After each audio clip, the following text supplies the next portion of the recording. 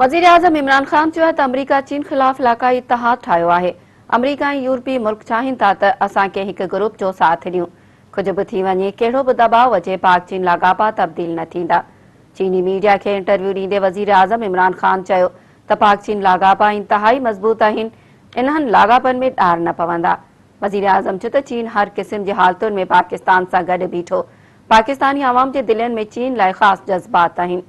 इमरान खान चयो त अमरीका ऐं ओलहे जे ताक़तुनि जो पाकिस्तान खे कंहिं हिकु मुल्क सां जोड़णु ग़ैर मुंसिफ़ाणो आहे। इएं कॾहिं न थींदो त पाकिस्तान जा चीन सां लाॻापा कमज़ोर या तब्दील थियनि। हुन चयो त असांखे कंहिं हिकु पासे जो छो थियणु घुरिजे, असांखे सभिनी सां लाॻापा रखणु घुरिजनि। हुन चयो त पाक चीन लाॻापा सिर्फ़ हुकूमती सतह ते न आहिनि, पर अवाम जी सतह ते बि आहिनि। सीपेक पाकिस्तान लाइ तमामु वॾो मनसूबो आहे। सीपेक पाकिस्तान जो मुआशी मुस्तक़बिल आहे। हुन चयो त चीन हमेशह ख़राब वक़्त में पाकिस्तान जो साथ ॾिनो।